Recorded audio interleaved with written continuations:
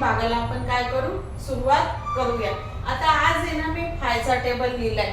तुम्ही असा टेबल लिहून डिवाइड केला तरी तुम्हाला प्रॅक्टिस चांगली होणार आहे। तर असा लिहून घ्यायचं, नंतर काही गरज नाही पडत लिहायची। तर पहिले एक्झाम्पल घेऊ आपण 5 2 डिवाइडेड बाय 5। आता बघा हे थोडंसं वेगळं एक्झाम्पल आहे। आता समजा तुम्ही घेतलं इथं 52 डिवाइडेड बाय 5। तर बघा 5 च्या टेबल मध्ये 5 आहे, किती नंबरला आहे 1 नंबरला, ते देऊन घ्यायचं। 5 1 चा 5, 5 मधनं 5 गेले 0। आता हा 2 आला खाली, असा एरो टाकत जायचं प्रत्येक वेळेस 2। आता 2 ला भाग जातो का 5 ने? नाही जात। का जात नाही? कारण 5 पेक्षा 2 काय आहे छोटा आहे। मग अशा वेळेस काय करायचं, इथं 0 देऊन टाकायचा आणि 2 ला काय म्हणायचं रिमाइंडर।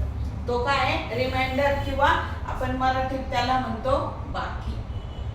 हे थोडंसं काय लक्षात ठेवायची गोष्ट आहे, हळूहळू येतं।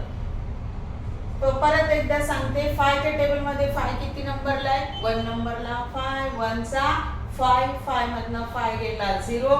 नंतर एरो घेतला, वरचा 2 खाली घेतला। 2 कसा आहे 5 च्या टेबल मध्ये नाही का, 5 पेक्षा 2 लहान आहे। मग 2 जसा तसा ठेवायचा रिमाइंडर, का भाग जाणार नाही आणि ते काय करायचं 0 देऊन टाकायचं। समजलं? असंच एक आणखी एक उदाहरण घेऊ म्हणजे तुमच्या लक्षात येईल। समजा मी घेतला 50, तर आता दुसरं एक्झाम्पल घेऊ आपण 53 डिवाइडेड बाय 5। त्याच्यासारखंच सेम, पण तुम्हाला कन्फ्युजन नको व्हायला म्हणून मी सेम उदाहरण घेते। तर 53 इथं लिहिला मी, 5 इथं आहे। 5 च्या टेबल मध्ये 5 किती नंबरला आहे 1 नंबरला घ्या। 5 1 चा 5, 5 मधनं 5 गेले 0। एरो टाकला, 3 खाली घेतला। आहे का 5 च्या टेबल मध्ये 3? नाही। का या डिवायझर पेक्षा हा डिव्हिडंड काय आहे छोटा आहे। मग अशा वेळेस काय करायचं, याला जसं तसं ठेवायचं आणि वरती 0 द्यायचा, याला रिमाइंडर म्हणायचं। समजलं? ठीक आहे। आता थोडं पुढच्या स्टेजला जाऊया आपण। तिसरं एक्झाम्पल घेऊ 4 2 डिवाइडेड बाय 5 घेऊ। बघा आता इथं लिहिलं तुम्ही 5, इथं लिहिलं 42। तर मी हे आधीच्या व्हिडिओ मध्ये शिकवलंय की 5 पेक्षा 4 काय आहे काय आहे छोटा आहे। मग काय करायचं अशा वेळेस दोघांनाही भाग द्यायचा। मग बघा चेक करा 5 च्या टेबल मध्ये या 42 आहे का? नाही, 42 नाही। मग 42 पेक्षा एकदम जवळची संख्या शोधायची। मग कोण आहे 42 पेक्षा जवळची संख्या? ही तुमची 40।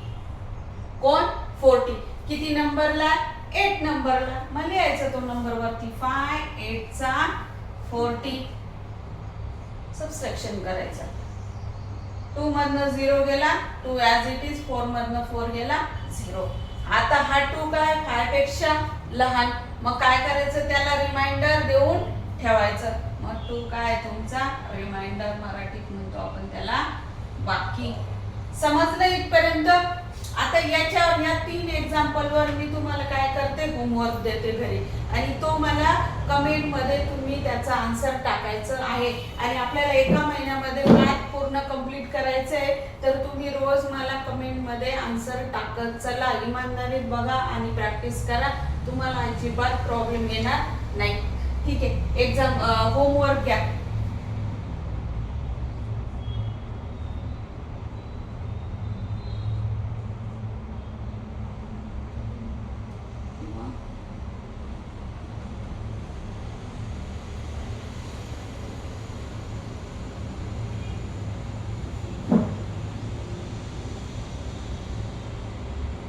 एवढ्या 3 गणितांचं मला आन्सर टाकायचं आहे। थँक्यू।